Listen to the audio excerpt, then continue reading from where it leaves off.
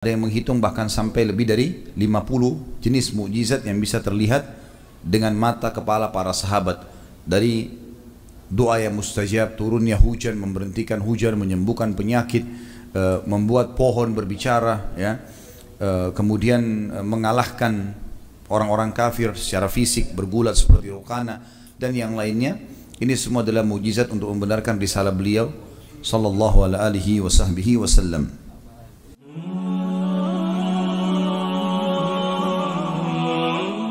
Dari Rabi'ah bin Ka'ab al-Aslami radhiyallahu anhu, beliau berkata, qala lin nabiyyu sallallahu alaihi wasallam, qala lin nabiyyu sallallahu alaihi wasallam, sal faqultu as'aluka murafaqataka fil jannah faqala awa ghayra dhalik faqultu huwa dhak qala fa'inni ala nafsika bikathrati sujud.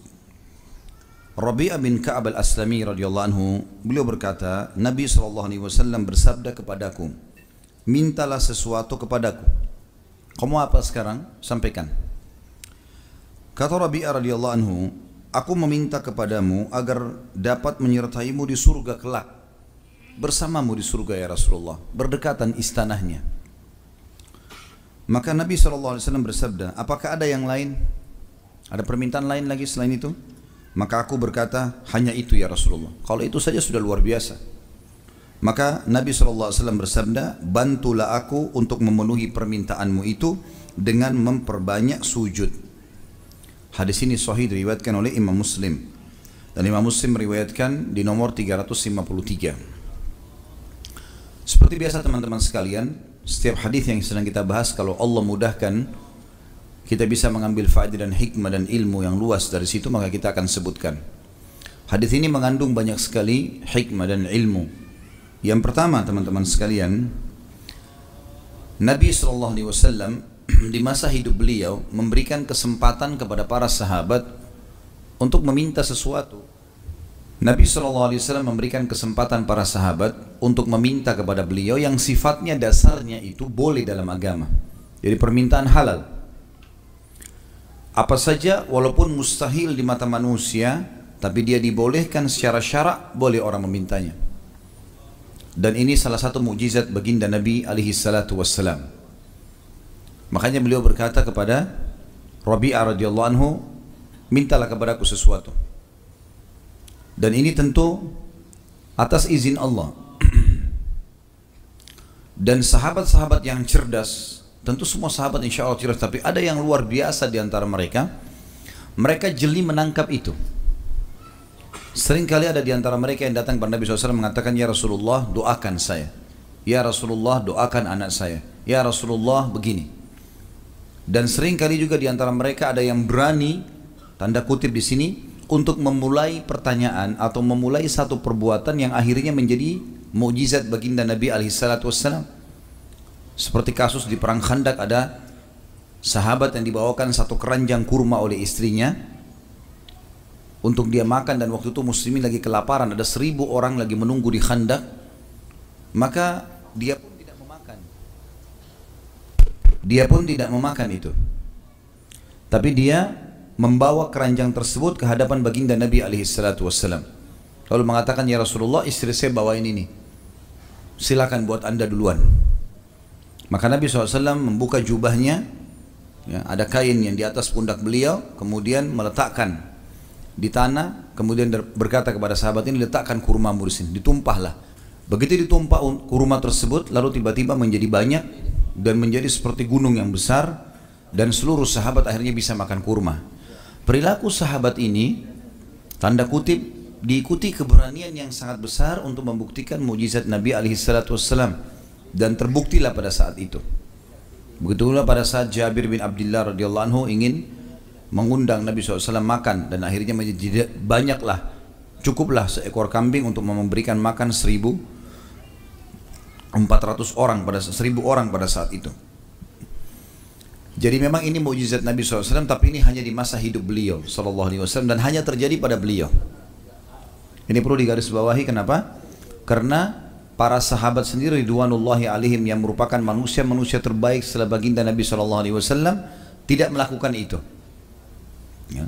Jadi tidak pernah ada orang datang kepada Abu Bakar, Umar, Uthman, Ali, Talha, Zubair yang terkenal sudah masuk surga, bawa kurma, kemudian tiba-tiba kurma jadi banyak. Tidak terjadi. Itu hanya pada Nabi SAW. Ini mukjizat kenabian. Ini pelajaran yang pertama. Dan mukjizat Nabi SAW ada banyak tentunya. Dirincikan oleh para ulama, ada yang menghitung bahkan sampai lebih dari 50 jenis mukjizat yang bisa terlihat dengan mata kepala para sahabat. Dari doa yang mustajab, turunnya hujan, memberhentikan hujan, menyembuhkan penyakit, membuat pohon berbicara, ya, kemudian mengalahkan orang-orang kafir secara fisik, bergulat seperti Rukana, dan yang lainnya. Ini semua adalah mukjizat untuk membenarkan risalah beliau sallallahu alaihi wasallam. Yang kedua, pelajaran dari hadis ini adalah kecerdasan Rabi'ah radhiyallahu anhu. Kecerdasan Rabi'ah ini tidak biasa, karena waktu ditawarkan Nabi SAW minta apa saja, dia bisa minta, ya Rasulullah, buatlah minta kepada Allah agar saya jadi kaya raya, orang terkayanya umatmu, mungkin bisa saja.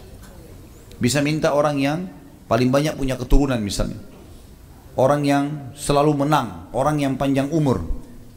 Tapi perhatikan permintaan Rabi'ah, saya ingin ya Rasulullah masuk surga plus bersama Anda di situ.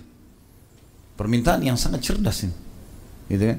Kata para ulama, permintaan Rabi'ah ini sebenarnya dia sedang meminta sesuatu nikmat yang besar sehingga nikmat kecil ikut rentetannya. Maksudnya adalah dengan meminta agar menemani Nabi SAW di surga, berarti di dunia dia akan selalu bersama dengan Nabi di amalan-amalannya. Otomatis permintaan yang tinggi ini mendatangkan hal yang kecil. Nanti, seperti itulah. Dan ini kejelian seseorang dalam meminta sesuatu. Dan boleh seseorang tamak dengan rahmat Allah, apalagi kalau mengejar surga. Tidak ada masalah. Kita bisa berinfak 1.000 rupiah, bisa dapat surga karena sedekah. Tapi kita juga bisa dapat surga dengan 100.000 rupiah atau bahkan 100 juta rupiah. Kita keluarkan yang paling besar untuk mengejar surga. Boleh tamak dengan itu. Rahmat Allah sangat luas, gitu kan? Dan ini kejelian teman-teman sekalian. Oleh karena itu kata para ulama, semestinya setiap muslim selalu mendahulukan dalam kesehariannya yang dia minta kepada Allah Azza wa Jalla adalah surga. Itu dulu, sebelum permintaan dunia. Karena minta masuk dalam surga berarti permintaan besar di akhirat sana, apalagi surga Firdaus, mengharuskan nanti itu otomatis akan nyambung dengan keselamatan di dunia. Karena nggak mungkin kita masuk surga kalau amal kita di sini buruk, ngerti nggak? Bisa ditangkap? Ya? Masih hidup siang-siang ya? Kalau nggak bisa tangkap bahaya, soalnya ilmunya penting. Jadi harus seperti itu. Makanya kita kalau minta surga, berarti sebenarnya kita sudah minta dunia kita jadi baik. Karena nggak mungkin masuk surga tanpa baiknya perbuatan kita di dunia. Seperti itulah. Berarti Rabi'ah radhiyallahu anhu sangat cerdas di sini. Aku minta masuk surga ya Rasulullah bersama Anda. Bukan cuma surga biasa. Di mana Anda di situ, saya di situ ya Rasulullah, di sebelahnya. Surga para nabi-nabi. Berarti otomatis perbuatannya di dunia, nikmat-nikmat yang akan dia nikmati, semuanya nikmatnya para nabi-nabi. Nah, jadi sangat jeli di sini dalam memohon. Makanya Nabi SAW mengatakan, siapa yang memohon dalam kesehariannya surga 7 kali, riwayat lain 3 kali. Tapi kita berpegang pada riwayat yang 7 kali, karena ini lebih kuat, lebih sahih. Maka surga akan berkata, ya Allah, dia telah memohon agar masuk kepadaku, maka masukkanlah ia. Serta siapa yang berlindung kepada Allah dari neraka 7 kali dalam sehari, maka neraka akan berkata, ya Allah, dia telah berlindung dariku, maka selamatkanlah. Kita meminta dan surga merespon kita sekarang. Bahkan Nabi SAW mengatakan surga merindukan 3 orang, Bilal, Ammar, ya. Disebutkan nama-nama sahabat dan Ali, ini semua disebutkan bagaimana surga merindukan 3 orang sahabat ini radhiyallahu anhum ajma'in. Jadi surga ada dan merespon kita sekarang, dan tahu itu. Sebagaimana juga neraka ada.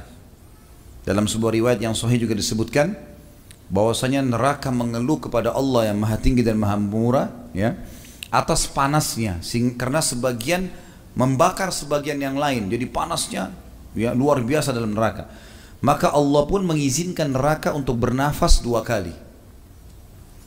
Nafas itulah yang kalian temukan, panas yang sangat di musim panas dan dingin yang sangat di musim dingin. Itu hembusan nafasnya neraka jahanam. Teman-teman bisa kembali ke YouTube, ada ceramah saya tentang bedah buku Rasulullah SAW bercerita tentang surga dan neraka, dan riwayat itu dihasankan oleh para ulama hadis.